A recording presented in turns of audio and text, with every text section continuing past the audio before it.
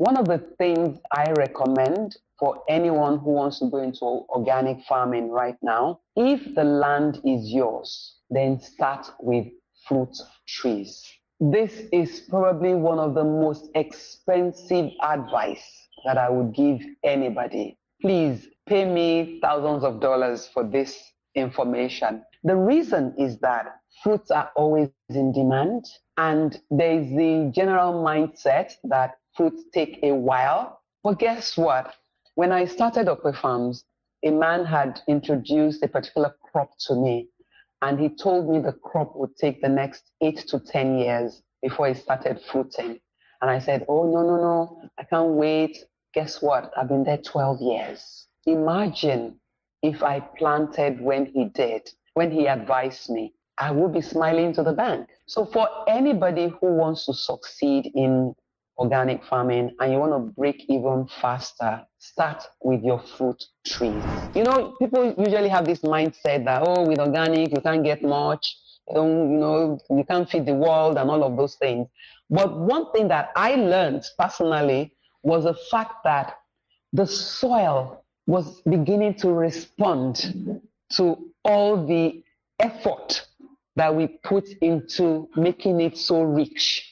So what I've discovered is that at the start, things might be slow, but the minute you get it right, your soil is going to be so rich that you'll be the best for it. Whatever we do, whatever decisions we make, we should think of the generations that are coming. We cannot decide for them how they should be fed. We should start by feeding them right. And then let them tell us, no, we're not happy with good food. We want the ones that has chemicals in it. We owe it to this generation that are here. Recently, there was a very horrible news. It was an 8-year-old that died from cancer. Every time I hear those kind of news, you would think that person is my relation. It hurts me because I know that your first doctor is your soil, is the farmer who is growing the food you're eating. And this is why we always say that if you have happy soil, you're going to grow happy food. People eat happy food, they're going to be happy people. Hello, what's up, everybody? Welcome to the Organic Guy podcast. This is your home of organic conversations. I'm your host, the Organic Guy, and right around here we have conversations on how we can make our food systems get to work for us rather than against us. And today I want us to have a conversation on how organic and regenerative farmers can actually earn a living. And to have this conversation, we are going to go all the way to Nigeria, where I'll be joined by Olusola Sowemimo, who is a distinguished organic leader and founder of Okwe Farms and recently TEDx speaker. She has trained hundreds of farmers. Of course, now she's growing a thriving organic farm. And through her social media, she is really inspiring thousands of people to take up organic farming. So in this episode, I just want us to go through her journey, how she got into organic farming, get to discuss her ideas for a vision of what regenerative agriculture looks like across the African continent. And she'll get to share some of the lessons she's learned along the way. This conversation is also part of what we are calling the African Regenerative Frontrunners series, which is a collaboration between the Organic Guy podcast and Investing in Regenerative Agriculture and Food podcast, which is hosted by Kuhn and also supported by Rootical. So the whole idea behind this is just to bringing really African voices, ideas, and innovations into the global stage of organic and regenerative agriculture. So super excited to have Olusola on the podcast, and welcome to the podcast. Thank you very much for having me. I'm glad to be here. Yeah, it's a pleasure to have you on the podcast. As I mentioned, you are a trailblazer when it comes to organic farming. You're doing an amazing work in terms of also sharing some of the knowledge that you've gained through the seasons. So I'm looking forward to sort of get your ideas on that area, but the guy is a little bit of a context and how you got yourself into organic farming. My mom grew some of the food we ate at home at the back of the house. And apart from that, I noticed that every time we traveled to my dad's hometown to visit his parents, my mom was always particular about bringing food from there. She always told us how it was fresher, more nutritious, and all of that. And my granddad was actually a farmer. So anytime we were there, she came loaded back to Lagos with so much food. And I then realized that there was something unique about the things she was growing as well as what my grandfather was growing. But the reason why I actually went into organic farming was because my mom died at the age of 72. She had cancer of the colon. And of course, you know how they say most illnesses start from the gut. And I started wondering, I wanted to know, for someone who ate so healthy, even grew some of her food at home, what could she have done wrong? And that was how I came across a conference advertised as the Cancer Control Conference in California. By the time I saw the unsolicited email, I was in New York. And when I told my sister-in-law that I was going to California, she thought something must be wrong with me, that it's so far away. You're going to spend so much money. I said, I think my going there would give me a closure on the loss of my mom, because it was something that we all had to grapple with. So I went for that conference, and that conference was my game changer. We were probably over 1,000. And my shock was that about 90% of the people there were cancer survivors. I'm like, the same cancer that, people die of it just every day kind of in Nigeria. Now I'm in a place where it's full of survivors. It wasn't the time of these big phones, so I ran out and got myself a small recorder. I started recording people and their experiences. Of course, some of them also spoke on stage. I remember the 18-year-old boy who ran away from home because he didn't want chemotherapy, and the parents were looking for him, but he knew if they found him, they would put him through chemotherapy. He didn't come back home until he knew that the cancer was under control. There was another lady who talked about how she had had cancer twice, and after the first time, she got careless and went back to her normal lifestyle. It came back. That second time, she vowed that nothing would make her lose control again. By the time she was telling me this story, she was under 40. Cancer twice at under 40. So I just started recording all of them, hearing their stories. But my greatest shock was at lunchtime, because we had formed, when you go for conferences, a group of you will just find yourselves, stuck together. Yes. So when we went to lunch, I then realized that I was the only one who went to buy lunch. Every other person had come with pretty cold bags. Their foods were there. And I thought, but this company promised us that we're going to have organic food. So why are you people bringing your food? And they each gave me the same answer. They do not eat food that they don't know where it comes from. Traceability is key. They've all had cancer before, and they are not going to get careless to a point where cancer will come back. That was a light bulb moment. And I said, what is this organic food? And everybody gave their own explanation. But I knew at that point in time that I was going to try the same in Nigeria. I came back to Nigeria, and everybody I told would shake their head at me and like, you're going to lose money. They were right. I lost money. Like I said in my TED Talk, I lost money. I didn't have anybody who could guide me until much later on. And so I told myself that if I would not succeed at it, then I wouldn't even do farming at all, because I cannot afford to feed people with food that has so much chemical in it. I wouldn't eat it. If I wouldn't eat it, why would I sell it to other people? But thank goodness after the very many failures and all, we started getting a hang of it. And one of the things that really helped me was keeping my processes. So everything we did, we recorded it. And you know what data does? You start seeing patterns, and then we started limiting ourselves, learning. And then we also decided that we were going to stick with the things that we were now overcoming. And then later on, bit by bit, we'll add new things. And so that was how Okwe Farm came into being. I also didn't have customers at first, you know. Yeah. I started with the beginning. No, I started with the end. No, I didn't start with the end. I started with the beginning instead of looking at the end, which is who will buy it. After we scaled that hurdle, we found buyers. And these buyers even insisted that they would rather we supply to their homes, which was great. And that was how we started supplying them in their homes. But today we do go to farmers markets and we have our own little store. And the awareness has deepened because I've never kept quiet about it.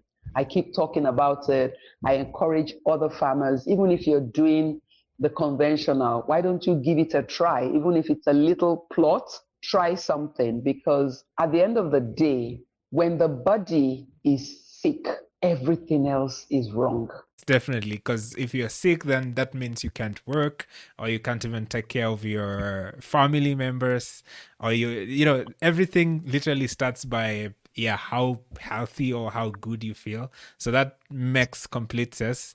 And I'm not sure if most people know this, but you are also a lawyer. So you still practicing, or you just doing it on the side? There are people who tell me things like, you need to bring out your certificate for me to believe that you are a lawyer. Yeah. One thing I always tell people, once you're a lawyer forever, because even the way I think, I know that in the villages, in fact, in the villages around where I farm, they tell people that I'm even a judge. So you are doubting if I'm a lawyer. Believe you, the farmers in my area think I'm a judge. Yes, I'm still a lawyer, and I enjoy law. I love the fact that, critical thinking is one of the bedrock of being a lawyer. And I love the fact that task me, it gives my brain something to do all the time. Yeah, which is quite interesting as well, and it gives you a fresh eye, I guess, into when you move into the farming and the organic business world, which makes it quite unique on what you're doing. So you've been inspired by this conference. You say, you know what, I'm gonna go back. I'm going to start a farm. Just paint a picture for us, like in those early days, what was happening at that time, and what were some of the biggest hurdles that you had to go through? I am deeply grateful to two people because I couldn't find organic farmers, at least not the educated ones. But the locals, most of them had moved to conventional farming because those who market chemicals would actually visit the villages, educate them, and tell them why they need to use those chemicals, how it is good for them, how their crops will do more, and all of that. So when I bought the farmland and realized that I was going to be the only organic farmer, maybe 50 kilometers or 100 kilometers radius of the place, I decided that they needed to know what I was going to do or I was already doing. So I just casually mentioned to one of my mentors, and he said, "Oh, there is actually a group in your state, and one of the things they do is to promote organic agriculture. It's called OAPTIM." And they were happy. They were happy to support me. So I went to the head, the village head, and I explained to him what I wanted to do. I also told him that I already had an association that was going to foot the bill, because some of those farmers, they live so far in that for you to get them to come out, there has to be a good purpose for it. So they paid them the transport, they bought food, they got chairs, canopies, and we had that session where I explained to them what I was going to be what I was already doing actually. And they were quite surprised because right at that meeting, there were about 4 popular farmers who could not attend. Why? Because they were already battling with the consequences of using chemicals. There was a particular one, every time he carried his knapsack, the knapsack has a level where you're supposed to stop. Yeah. But because he didn't want to be going back and forth, he would fill it up right to the brim. And every time he moved, the liquid filled with chemicals was draining on his back. So he already had a kind of allergy and a huge sore right at his back. There was another one, he had problem with his 2 legs. I didn't know the repercussion of using chemicals could be that powerful. That's the word I would say. I don't want to say something derogatory, but his bones had started being affected and he could no longer walk without a stick. He just felt that something was wrong with his 2 legs. I mean, the story continued. There were about 4 of them like that. So by the time I was talking, quite a number of them were nodding. They were excited and nodding their heads. They wanted to know more. Now, this association, because they too encourage organic farming, they also had a session where they taught them how they could use the leaves of neem, and they just told them the simple things around them that they could also use. There was so much excitement, but that was where it started and ended. I definitely didn't have the muscle to give them the input at that time, though I told them that they could always come to me to learn and we could make it together. At that time, I wasn't buying any of the pesticides, the biopesticides. We were making them because we needed to conserve money and endeavor to, there was also this belief that organic food is expensive. Yeah. So I was trying very hard to utilize things within my reach so that the end product would not be too costly. And that was how we started. Up until now, they still talk about me. I have nicknames everywhere. Yeah. But one thing I'm happy about is the fact that they know that I have never relented. There was a day one of their top leaders came to visit, and there was a particular plant. It was all over the farmland. I didn't know much about it. And he said, "Oh, wow, you have this? For you to have this means a lot. It means that the kind of farming you're doing is actually good because we don't see it anymore." And he begged me and asked if he could, harvest some to take home. Do you know that right from the farm, he called his wife and said, "I'm bringing you a very special vegetable, something we rarely see. We don't see it anymore. But guess what? I'm in Okwe Farms and it's just all over here." And I allowed him to take as much of it as he could. So it's been a very interesting one. We were also discovered by BBC and France 24. That was also another game changer for us. I just received a phone call and the lady said, "Are you Okwe Farms?" And I said, "Yes." She said, "Could I visit your farm tomorrow?" I'm like, tomorrow, But initially, I wasn't sure she was truthful. I thought, where would BBC find me and call me? Things had not become so open as now. Yeah. So initially, I thought maybe, it wasn't really true, maybe a kind of scam.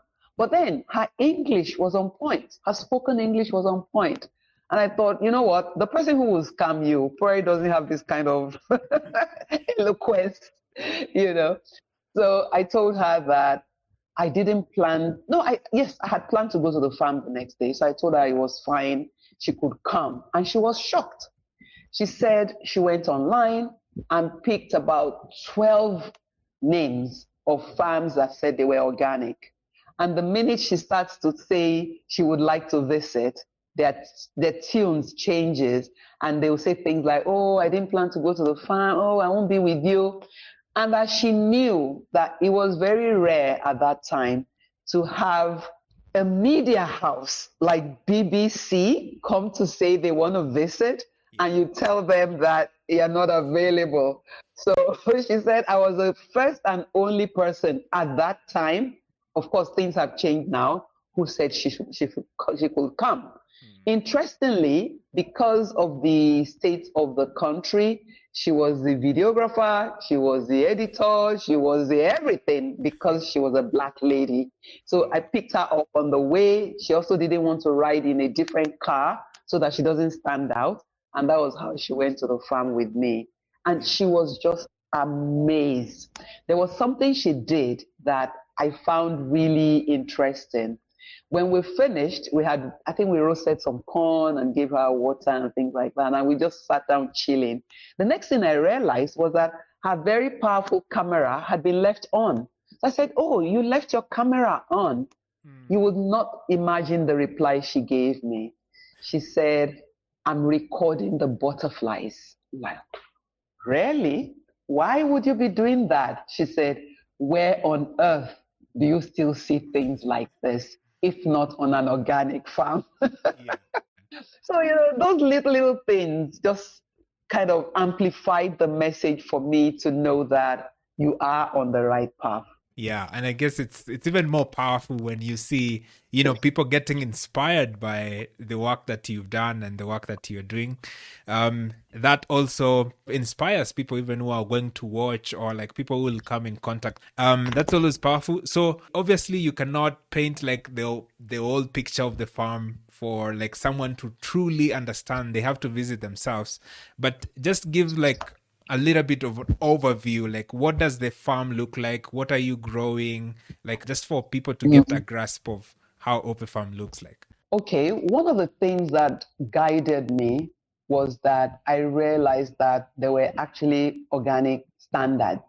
And when I read through, I realized that I needed a buffer zone between me and the next farm. So I decided that whatever farmland I bought had to be a corner piece, so that there will be the road and the farm, and then there will be another road and the farm. So every time I went to look for land, if it wasn't that kind of location, I wasn't going to buy it. Then we found this particular one. It's actually it's a bit on the top of a hill, because you actually have to drive up like that to get there. And when I got there, there was just this peace in my heart.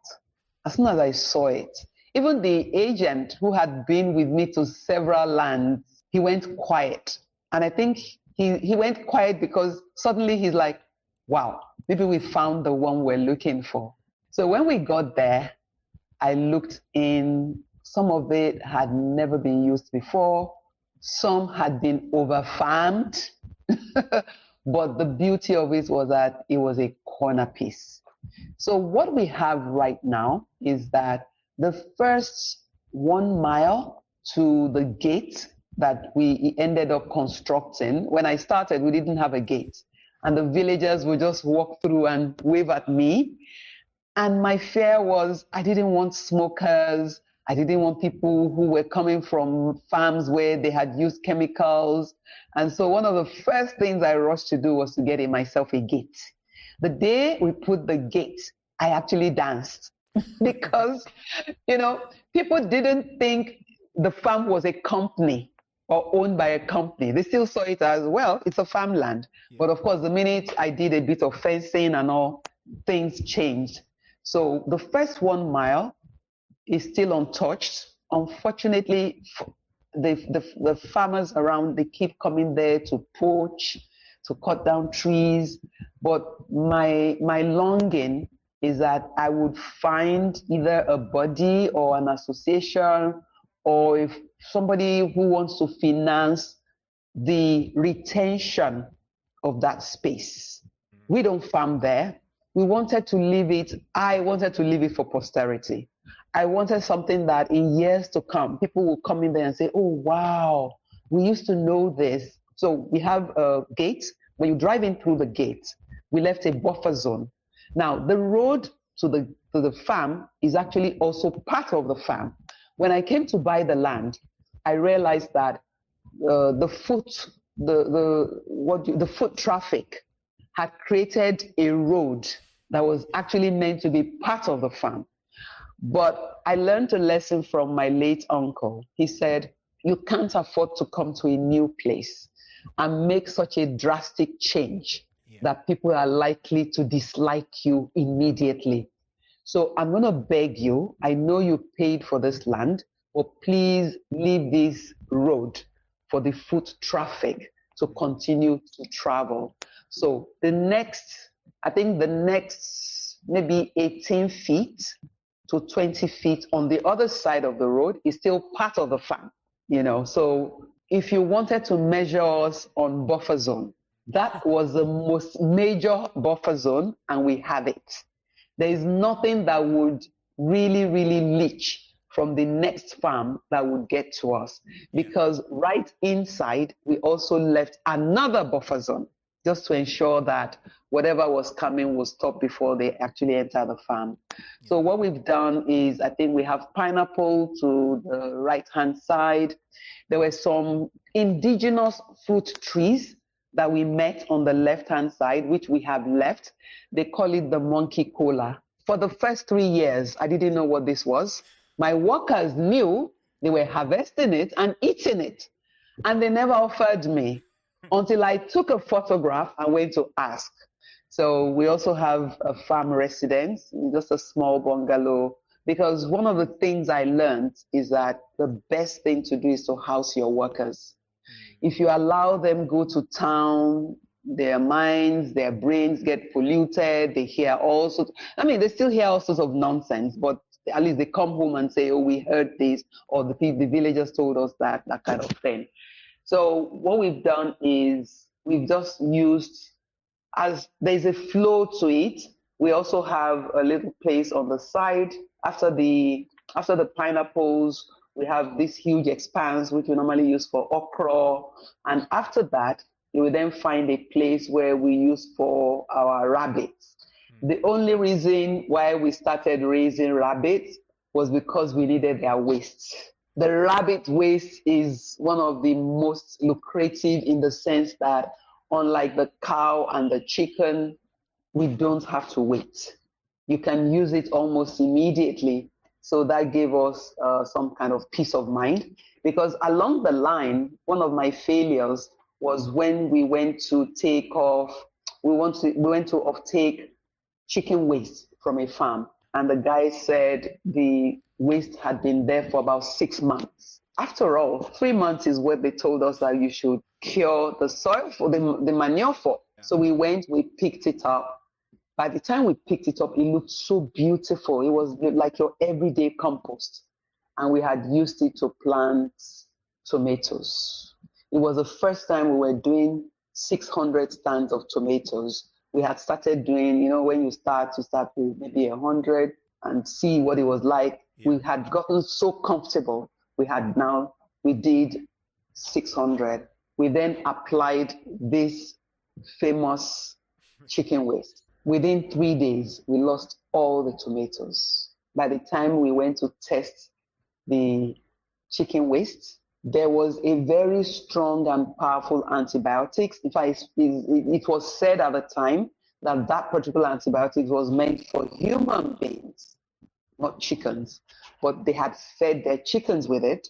And despite the fact that it had been there for between 5 and 6 months, that antibiotic was still so powerful in the waste that it killed all the bags of tomatoes for us. That was when we said, you know what, let's have our own rabbit pen, because we can then use the waste. We're using the waste, we're using both the poo and we're using both the urine also, which we were using both as fertilizer and pesticide. So there were many little occurrences like that. I can only call them little now. At that time, they were major. We had planted cucumbers, and when the cucumber beetles came, I was in panic. I started calling everybody who could share something, and one guy said, oh, go get tobacco leaves and soak it in water. It's a fantastic pesticide. Of course, no measure and I didn't ask. We sent for it from up somewhere in the hinterland. It came, we made the solution, we sprayed the cucumbers, and we all went to bed feeling very happy and excited. We got there the next morning, everything was burnt. It was tobacco. Later on, I learned that all I needed was very little. The mixture should have been something like maybe 1 to even 10 or 15. I think we probably had done, maybe we had done something like 50-50, I don't know. But everything, and that was when I started realizing the power of nicotine. You would actually think somebody sets fire to it. Then we also decided to start raising our own chickens, because at least that, they will be ours and we will know what we had fed them, So we set up our poultry. But we didn't get our first set of chickens until almost a year after, because I kept telling myself that I cannot be an organic farmer, growing food organically, and then I'm raising chickens with chemicals. I won't even be able to use their waste. So that was how I then found one guy. I think I found him online, and somebody was like, oh, you better be careful online, all these things you're doing online. But the guy came physically and he set up a farm poultry with the first 50 birds. So it's been an amazing journey. If you get there now, we've been able to divide the place. It's mapped. It's mapped. You can drive right into the farm, but we do not allow people to go beyond a certain level, a certain area, because the car fumes and all of that. Organic is very sensitive. We just didn't want anything that would distort, the equilibrium of the place. We don't allow smokers, because anything can happen. We don't want any tomato mosaic coming out because somebody brought nicotine or that kind of thing. But there's something that I would say about Okpe farms. Because we don't chop down trees anyhow, every time I post a photo of Okpe farms on my status, people come back and ask, is this a farm? Some would think it's a sort of forest. Some would think it's a kind of place that you can always decide to turn into a resort. That would be fantastic if it's ever turned into a resort. I think it will be marvelous, because then you can have like farm to table right there on the farm. That would be really, really wonderful. But I think that will probably be after my generation. Okay, yeah, it's quite interesting how the whole journey has developed, and it's really interesting that some of these things you cannot actually plan for them. It's just some of the things that you get to learn. Is Ope the name of the place, or like what does it mean? I've seen people even address me at conferences as Mrs. Ope Sowemimo. Okay. But this is the story behind it. When we were looking for a name for the farm, this was my husband and I, and he gave me quite a number of names, and I would just shake my head. Then he said, he said, oh, you're always in gratitude mode.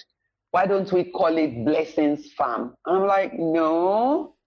I'm in a village where people rarely speak English at that time. I didn't want a name that people will have to stutter to pronounce. And that was how we decided on Ope, because Ope is gratitude, Ope is blessing. And so it was the Yoruba version or Yoruba translation of the blessing that my husband had suggested.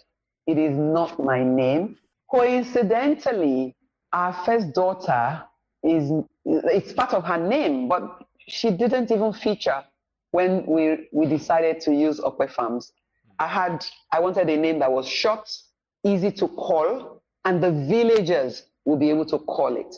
And I dare say that today, right from the very first entrance into that area, the local commercial riders, just tell them you are going to Okpe Farms. They take you right there. And I know that is because it's easy for them. So you've taken us through like the journey, you come back, you've established this. How long does it take for you to like put a product into the market, or like, let's say, start selling your produce or start see some sort of results from the work that you've been putting for years? And maybe for like as a general advice or a rule that you might give for like new farmers who are going into organic, how long should they wait? How long should they wait? Let me start by saying that one of the things I recommend for anyone who wants to go into organic farming right now, if the land is yours, then start with fruit trees. This is probably one of the most expensive advice that I would give anybody. Please pay me thousands of dollars for this information. The reason is that fruits are always in demand, and there is the general mindset that fruits take a while. But guess what? When I started Okwe Farms, a man had introduced a particular crop to me, and he told me the crop would take the next 8 to 10 years before it started fruiting. And I said, oh, no, I can't wait. Guess what? I've been there 12 years. Imagine if I planted when he did, when he advised me, I would be smiling to the bank. So for anybody who wants to succeed in organic farming and you want to break even faster, start with your fruit trees. You could make them around the perimeter of the farm. You could actually allocate a particular area and make it your orchard. But one thing you're sure of is that after 3 years, you will be harvesting. There are so many juice companies who are looking for fruits. I've had people come up to me and tell me things like, if you could plant pineapple for me, I would buy it. But you're talking of me buying suckers that will cost me probably about 2 million naira, and you don't want to put a dime down. It's not going to work that way. Yeah. So I would always tell people, if you can find people to collaborate with, so that you know that when the time comes, you already have off-takers for what you're planting. Another thing is, what does your market want? When I started, I didn't know what my market wanted. I just knew that I wanted to grow organic food. But luckily enough, in my research and in my conversations with people, they kept telling me things like, if we could have the vegetables that make up vegetable salad. So that meant your cucumber, your carrot, your lettuce, your cabbage, everything that could go into your salad plate. There is always market for it. There was a time we were supplying about 4 companies, lettuce and kale, then cucumbers. We were supplying them. In fact, one of the guys that we were supplying, he was supplying a top hotel on the island. He used to pay us in cash. So you take the vegetables there, he weighs it, and he pays you. You leave with them. He doesn't even give you a check.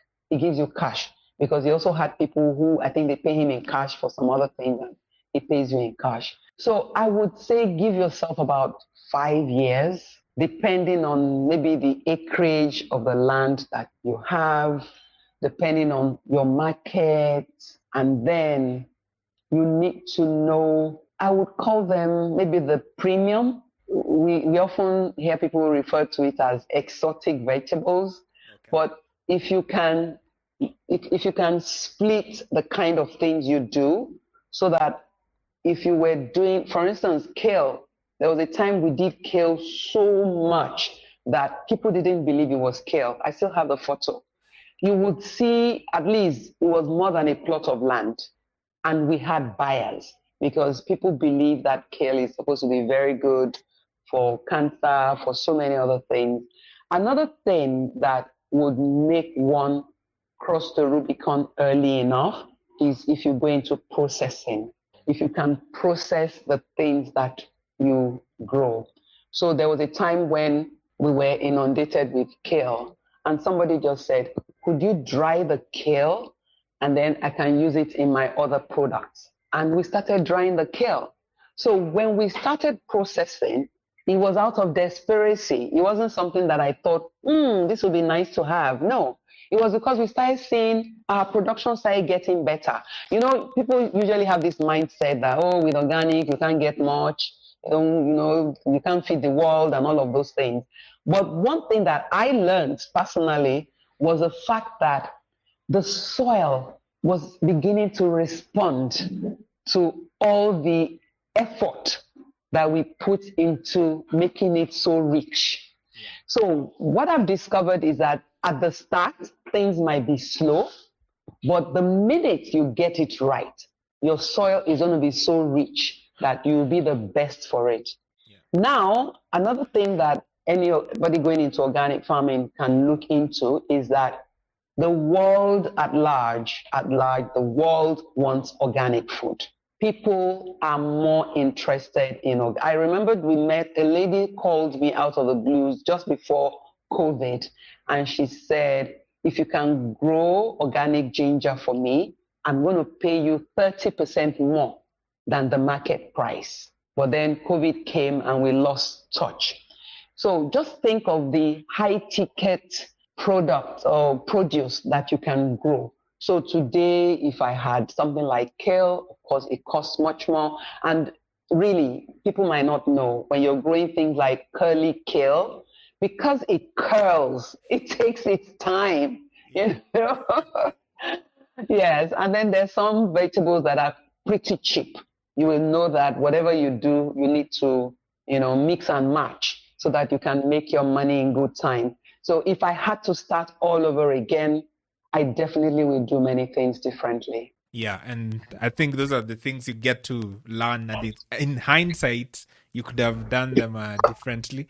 But thank God you're here to share with us. So I'm wondering, like, from a Nigerian perspective, what would you say is the state of organic and regenerative farming in general? Are there more farmers who are getting into it? Are there more farmers interested into it? I know that I have people who I have mentored who now own their own organic farms and are doing very well.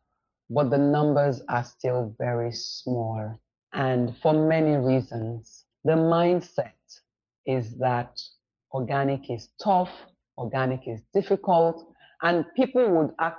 In fact, there are people who don't believe that some of us are organic. There was a guy who said that on a platform. I took a screenshot of what he wrote. He said, let them be lying to you. He said, let them be lying to you. So I always tell people that you need a mindset shift. You just have to shift that. There are too many things that are negative about organic to people who have never done it before. And some, they did it and ran out of it because they didn't have the depth of knowledge that people like us had suffered to learn. Some people, the first time they lose something, like, oh, no, no, no, no. I can't come and remain poor because I want to feed the world the food that is perfect for them. And they run off. Yeah. So that is on one side. There are people who want to justify the chemicals that they keep feeding their own clients.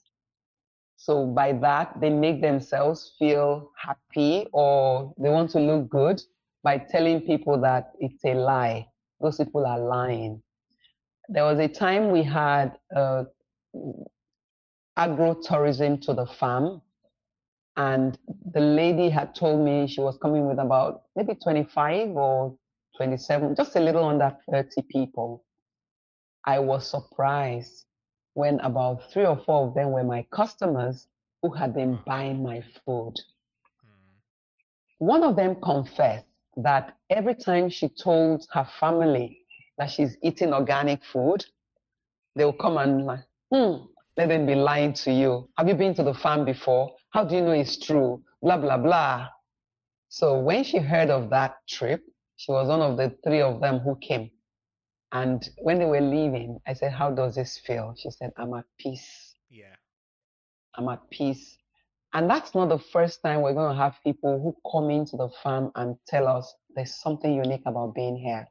We've had 2 international organic farm assessors who have visited our farm, not because we wanted to take a certification, but because when they were visiting Nigeria, people told them, oh, there's this lady who says she's doing organic. Please visit her farm and come back, with feedback. Yeah. The first one that came, I was there. The second one, I wasn't there. The first one that came, he sat down And I was wondering why he sat down. I said, oh, I thought you were going to go around to prove that I'm. He looked at me and smiled. He said, ma'am, I'm on an organic farm and I know it. Yeah. He said, I have visited probably maybe 200 to 300 farms. I know what I'm saying. Then he looked on the side and saw our turmeric and said, well, what are you doing with those? I said, oh, we just put them there to dry a little that we're going to plant them again. He said, oh, really? Can I take a sample? I said, yes. He went to the car and he brought a particular bag. It looked like a Ziploc. When he brought it, he turned it, so that the product won't touch his hand, and he used it and picked, a piece of the turmeric, maybe a piece or two. And he just did the kind of lock that nothing could open that place unless you cut it. Yeah. And I didn't think anything of it. I didn't think anything of it. Only about maybe 4 weeks after, I heard that turmeric had passed 7 international standards. Wow. Yes. Yeah. Yes. Then another one came, also curious, and said, can I take the ginger? When he came, it was ginger that was on ground. I said, can I take the ginger? I wasn't even there. I said, let him take it. He took it, and they went to test it in Netherlands, and that passed 5 international standards. Wow. Now, all of this is because I was following the standard laid down by NOAN. NOAN is the Organic Association in Nigeria, and we have the standard. So that standard, which they use to certify us as organic, is all I was following. And the result has been massive. So I keep advocating, I keep telling people, I know farmers who don't eat what they grow. There was a particular farmer, when he fell ill, he just said, go get me Okwe Farms, go get me Okwe Farms. And we were sending stuff to him. The cost of shipping the things to him was probably almost double the cost of what he was buying. We said, ma'am, don't worry. I'm just happy that I'm eating what you're growing. There was another gentleman, he lost his wife to cancer. And he brought in a specialist. When the guy came to Nigeria, the guy visited his farm and said the level of chemicals they were using was far too high. So the guy then asked to visit Okwe Farms. Somehow, I don't know. He came and he told the gentleman, he said, this is the kind of food your wife should have been eating. The guy, for probably about 2 years after, he almost went into depression because he kept feeling bad that what he was feeding his family was not healthy. And yet, I always tell people, your first doctor is the food you eat. So it's an organic farm. Absolutely. And I think you just also confirm one of the greatest quotes I've ever heard, that for you to become an organic farmer, you have to be organic yourself. So when you see someone come to your farm and sort of feel at home, like, yes, I'm in an organic farm, or like a farmer believes so much in your farm that they are very much willing to come to your farm to get the product, is because they see you, the way you carry yourself, the way you speak, the things that you do are organic. So by extension, the farm is obviously bound to be organic. So that is always very, very powerful. There's this question my friend always likes to ask, Kun, who is the host of Investing Regenerative Agriculture and Food podcast. He always asks, so if you are in charge, or if you are given like $1 billion US for you to spend on anything in the regenerative and agriculture space, how would you spend that money? $1 billion, that would be a lot of money, and I would do a lot with it. One of the key things that I would want is to see organic parks everywhere. There will be plots allotted to just the growing of organic food, and it would be strictly regenerative farming. Those plots would have attached to them either people who will come to train the people. See, many people who have failed in organic never trained. They never trained. They're just happy to say it didn't work. So we will start by establishing those plots. We would have the buy-in of villagers. The villagers used to practice what you could call organic, but they've lost it. The people now come in, they're like very easy to catch. All you need to do is tell them they can achieve this and they would. So I will want those packs to have innovation in ways that the common man can appreciate. Things like drip irrigation tapes so that food can be round the clock and we can say that food security will not shake. Foods that they themselves eat locally, they would educate us as to how best to plant it without those chemicals. Nigeria is very large. I think we have about 36 states and probably thousands of local governments. But if we make every local government to have one, we would have a drive where it is the youths that would drive it. Because if I always tell them that they're no longer the future because the future is here.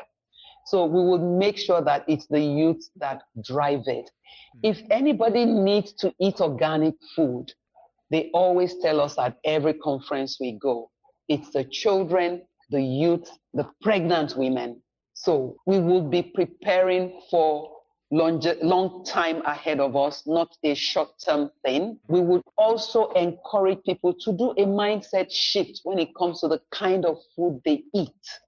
So, it's going to be a whole gamut of the nutrients in the food. So we're going to have nutritionists, we're going to have agric extension officers who will be willing to train. We're going to have farmers who want to convert. Then we will have the buy-in of every location would make sure that at least 50% of the people in that area are in it. Because when they are in it, it won't suffer. When we also find markets, and these markets can then go well beyond Nigeria. Each area would have its own market, whether it's supplying a supermarket in Lagos or in Ibadan or in Abuja, wherever you're based, the supermarkets there will work with us and they will become off-takers of what we produce.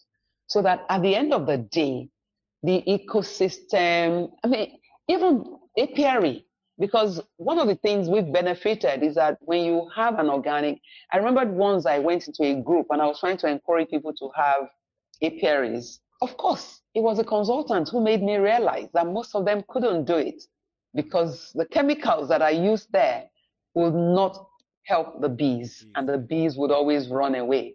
So you can imagine if we have those packs, we would also have bees. Now for bees, there will come a time when the honey will be the cheapest thing because there are so many other things that you can get from beekeeping. You know what? To anybody listening, they might just feel, there she is floating again. But these are things I know will work because I've done it on a smaller scale. And I know that if our hearts and mind are in it, those regenerative packs would work. All over the world, people already have packs where you can come, grow your food, take it home, because even your home doesn't have the space for you to create your own urban garden. So you can imagine if in every local government, we have our own regenerative pack owned by us, manned by us, and sold by us. That would be great. Yeah, it will be awesome. And it's also like a powerful way to also show people. And I think when people see things, they sort of relate to them better and they actually see, okay, this idea can actually work. So that way they can also go and get to try it themselves. So I think that's a powerful way of influencing a lot more people and even the communities just to buy in, not forcing them. So that's interesting. One thing I saw about you is that you also like training farmers. Why is that an important part of, what you're trying to do? See, if you don't train them, you can blame them. Many people choose to be ignorant about things, but when they know that you can train them, there's always a shift. I have succeeded much more with those people who grow food in their homes. Now, one of my first light bulb moments was I started the farm. Well, I started acquiring land in 2013. And by 2014, we're going through all our struggles. By 2015, I started seeing food. I was able to harvest food, sell, and make money from it. So I told myself, if I've been through this, other people should not go through this. So I advertised my very first training in 2015 when my confidence was, of course, much higher. I got a space for free. It's a junior sister of mine who owns a nursery school in Ikeja, GRA. Her friend had said, don't worry, she'll give us for free. We don't have all that money to spend. So she gave us the place for free. We got 12 chairs because I thought, okay, if I don't have people, I probably will have about 10 people because I knew my sisters, my brothers. By the time I put my cousins and all, I think we'll get about 12 of us. Guess what? We were 32. We had to go beg for the nursery chairs to add to the class. And I thought, so people really do want to live healthy. Because one of the things that I used to market it was the fact that if you come, we teach you how to grow your own food, and you would not be subjecting yourselves to the chemicals in the ones that you buy from the market. And that did it. Then we made it so natural. I brought in other speakers because I knew my strength. I brought in a lady who came to talk to them about growing herbs. I brought a lady who came to teach them about growing tomatoes. There was a gentleman who came to talk to them about making their biopesticide. And when it was time to eat, we roasted corn and made the Zobo drink.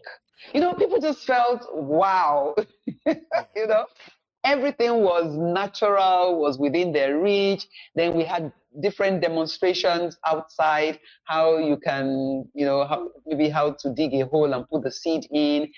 This one will talk to them about seeds and what they could do. And even though I have continued to train, that training always has a special place in my heart because many of those who attended never forgot. Some of them still grow food at home. But one of them went to an extent where she started growing lettuce, and from the lettuce, she was making sandwiches and supplying offices. And her selling point was that she grew the vegetable inside the sandwich. We've also had students because quite a number of the higher institutions do not train organic. So we started having students who would say, I don't want to leave the university and I'm like an illiterate. How can somebody ask me what's organic food and you don't know it, So we started having those. There was a particular set. I think there were 27 of them. I was out of the country. I had to pack our workers out of their room and then made it. I'm like, this is against. They said, no, ma'am, just leave us. We know how we'll manage ourselves. Don't worry about us. That was how they all stayed there. And I think they were with us for probably 11 days or so. While they were there, I got different people to come and teach them different things. So the snail farmer would come, the poultry would come, the beekeeper came. It was so robust. I still meet, many of them are now very grown up, and they still tell me things like, you cannot believe the shift you made in my mindset. If I didn't come to Okwe Farms, I too would be telling people that it's not possible. So I have seen remarkable transformation in many people. We had people who would tell me, I don't even know if I'm going to set up an organic farm or not, but I know that I'm going to eat organic food because I can now teach the farmers around me so that they can produce for me. So training for me, then I myself, oh my goodness, I've lost count of how many training I've taken in my life. Up until now, I don't think there's any month since I started Okwe Farms that I have not either attended a training online or physically or just do my own research. There is no week that I don't learn something new in the organic space because the world is changing, innovation is coming, and organic too is embracing some of these things. So you can't sit and say, oh, this is what my grandfather did, You just become irrelevant. And with AI here, we even want the AI of agriculture to train us So that has been the journey, and I still love training, and I still do train people. Yeah, I think that's a very important way to put it. And it makes sense because you have such a wealth of information. So the fact that you are continue learning, or you're like looking for new courses, you are sort of have this hunger for knowledge sort of revealed itself by, the kind of knowledge that you keep sharing with us.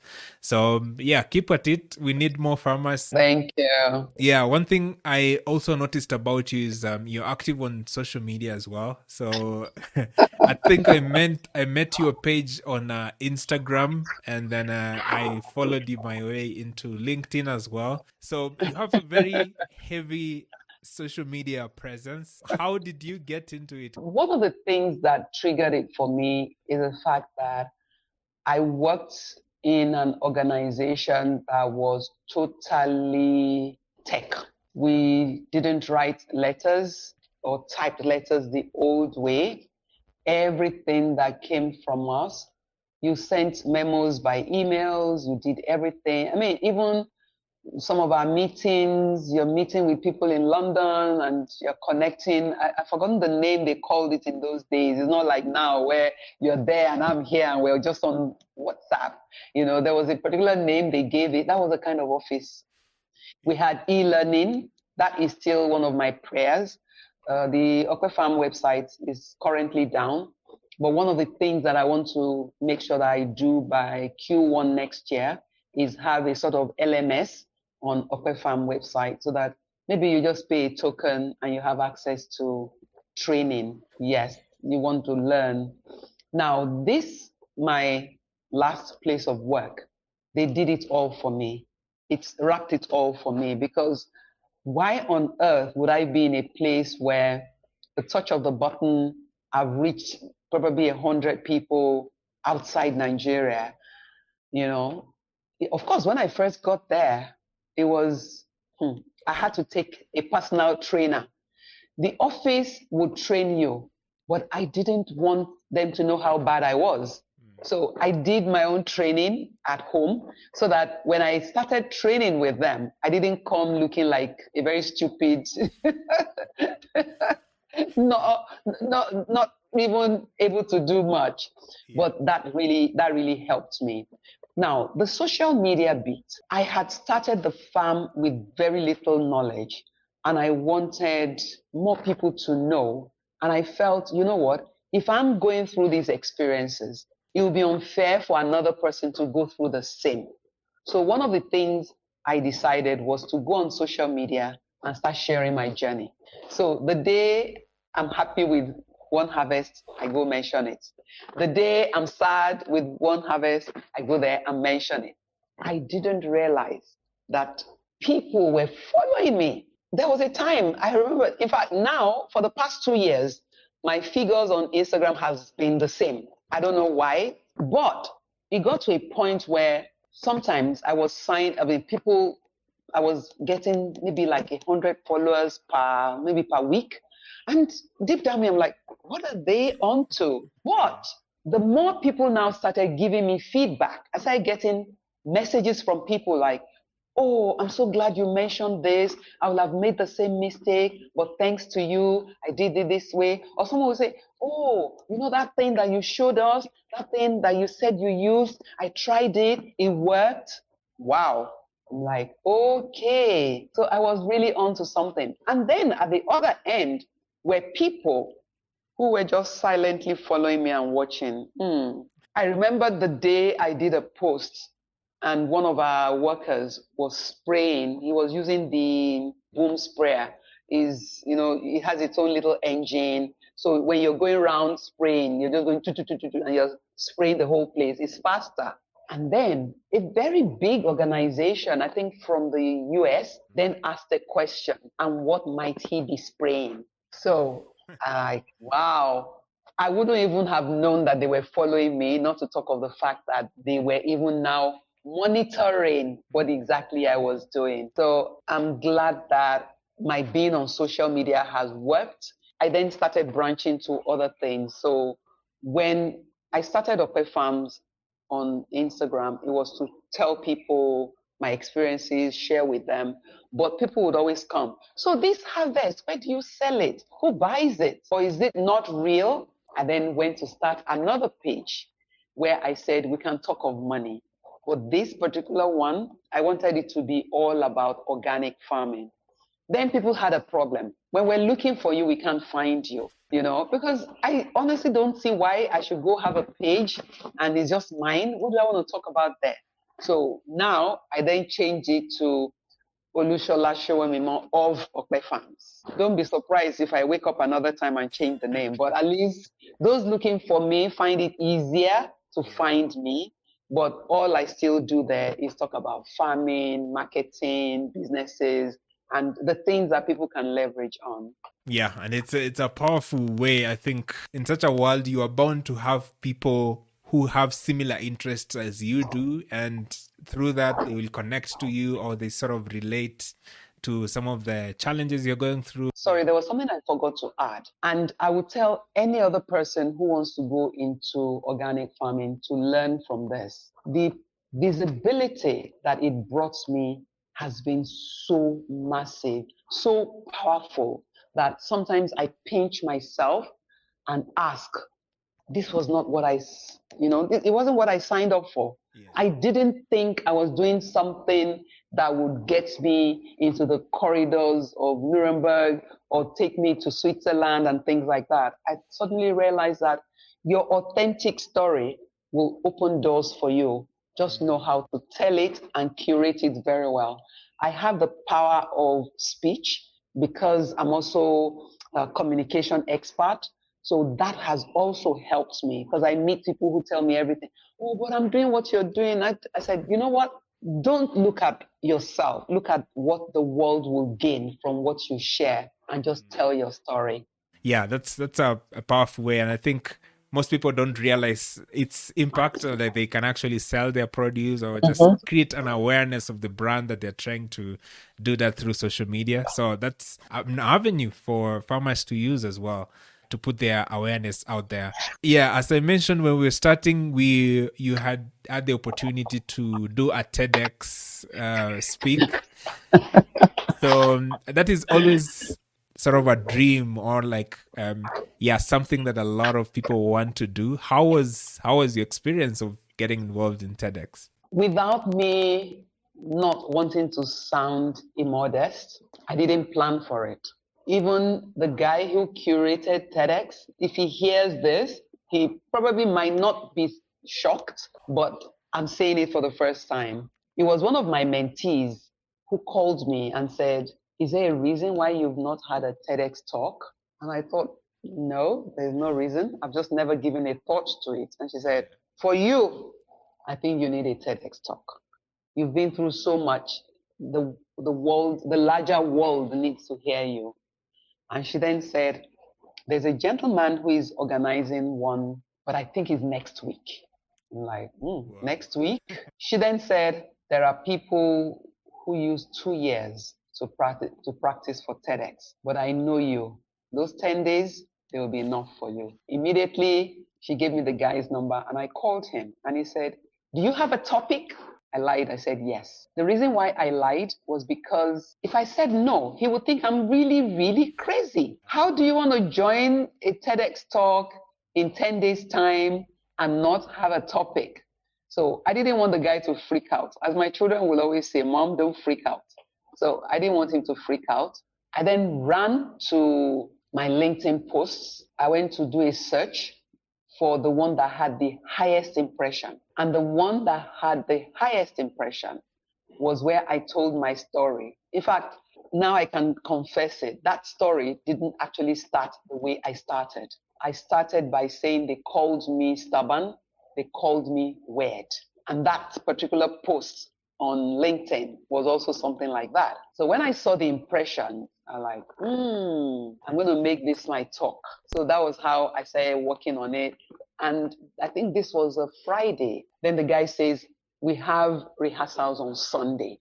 I'm like, this coming Sunday? He said, yes. Of course, not having told him that I hadn't rehearsed, I couldn't tell him anything. But I then said, Sunday, I already had something to do on Sunday. He said, well, if you can't join us on Sunday, too bad. That's the only time we can take you.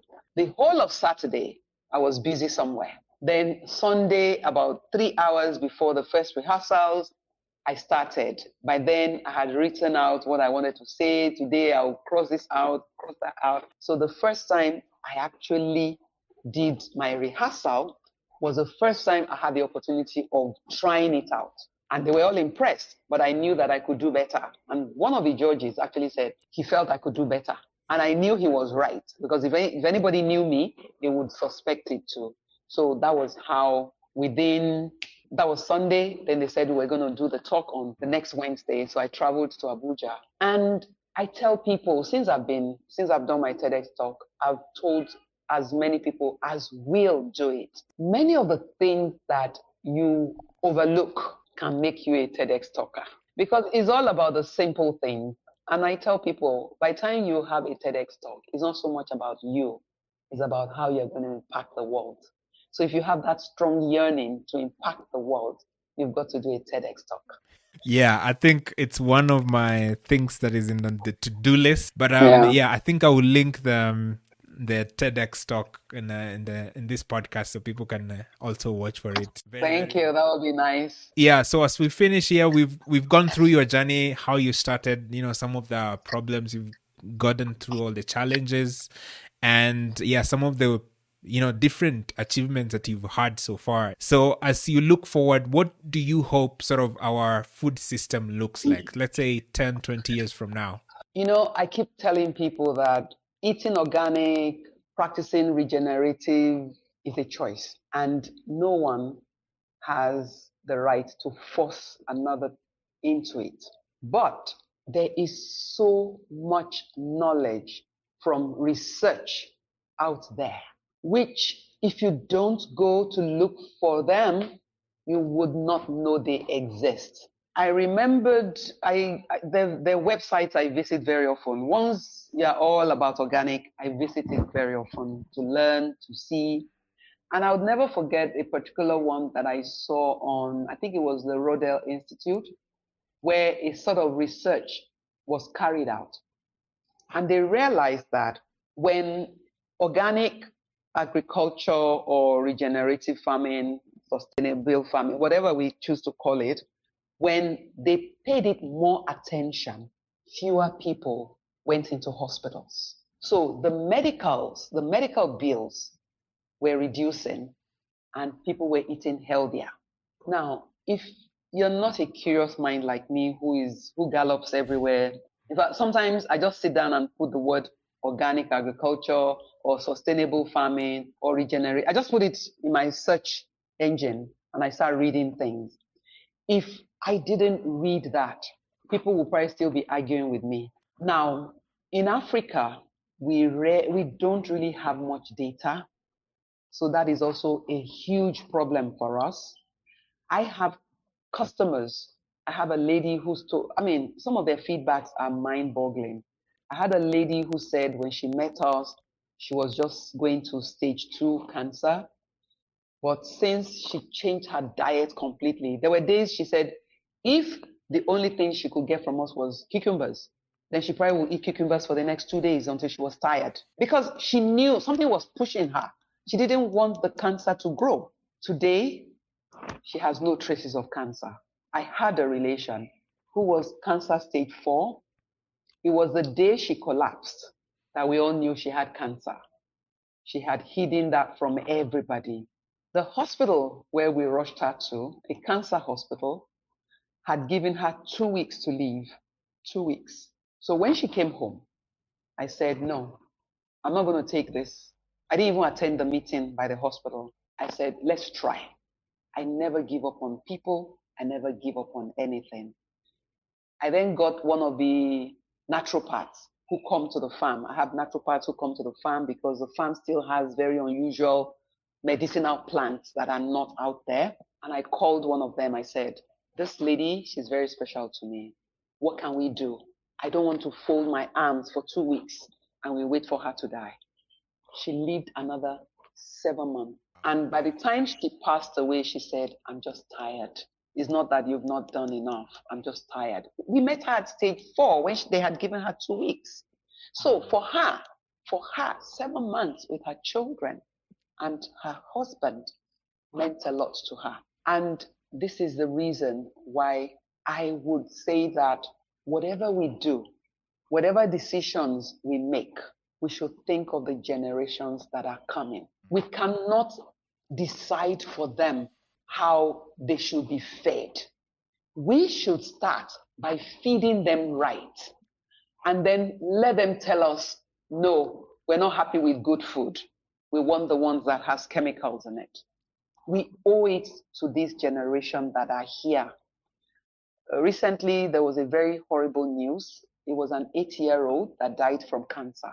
Every time I hear those kind of news, you would think that person is my relation. It hurts me because I know that your first doctor is your soil, is the farmer who is growing the food you're eating.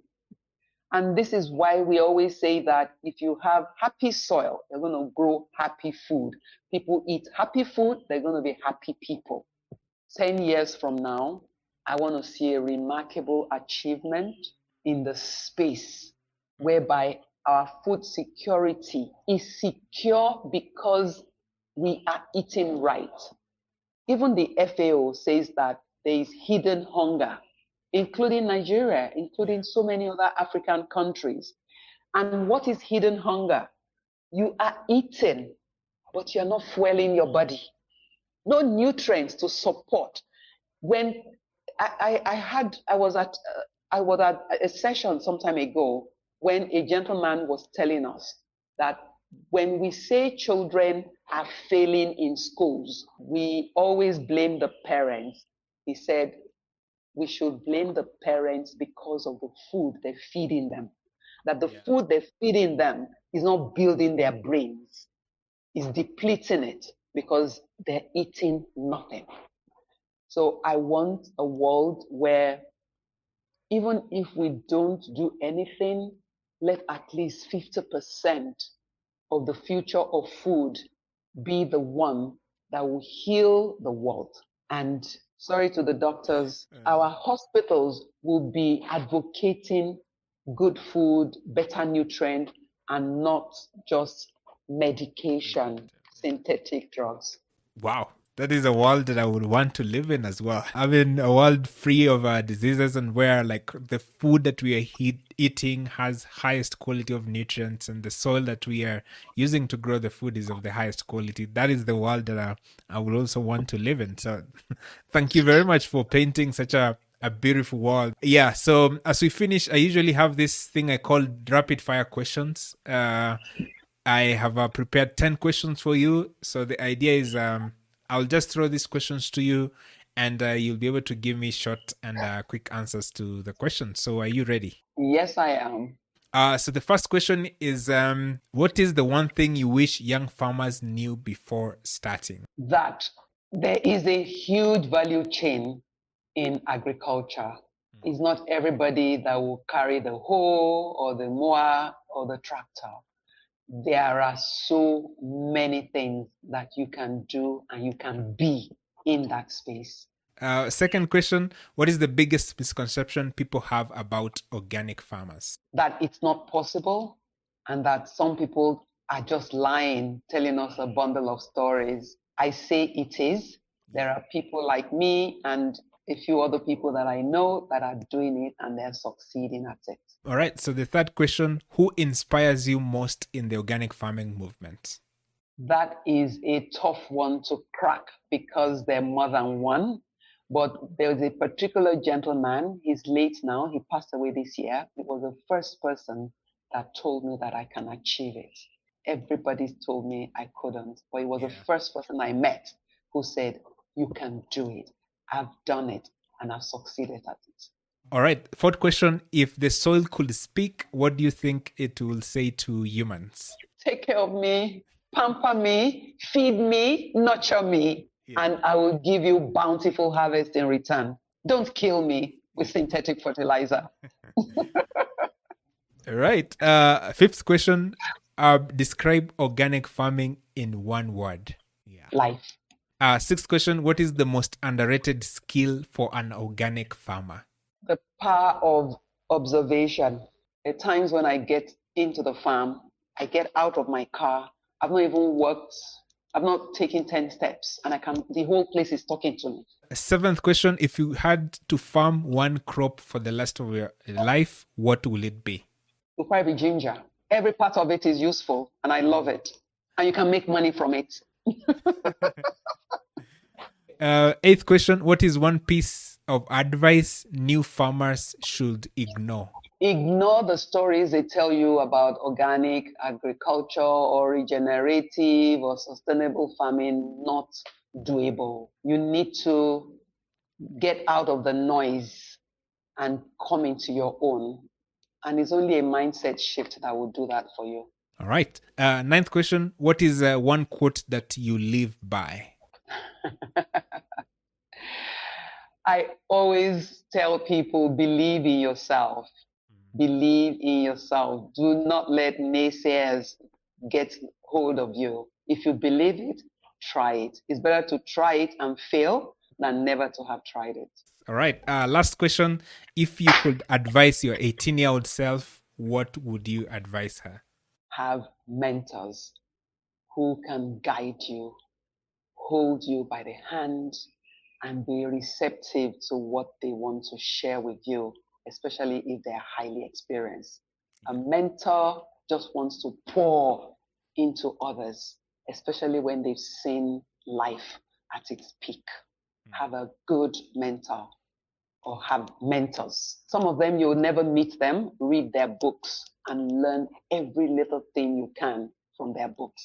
I completely agree with that, because I've had the opportunity to get in contact with a lot of people in the organic sector. They have been really gracious and helping me see things that I normally could not see because they have gone through that. So yeah, that's a powerful reminder as well. So thank you very much for making time for the podcast. I really, really appreciate and thank you for being open to sharing your ideas and some of the wisdom you've gathered throughout the years. If people want to follow your work or like get in touch, what is the best way they could do that? That would be LinkedIn. I love LinkedIn. Yes, I love LinkedIn. Yeah, thank you very much. So I hope you got to learn a lot from this conversation. You can always check out Olusola on social media platforms. She shares a lot of really good nuggets and information that you will definitely like. And yeah, till the next podcast, remember to be organic.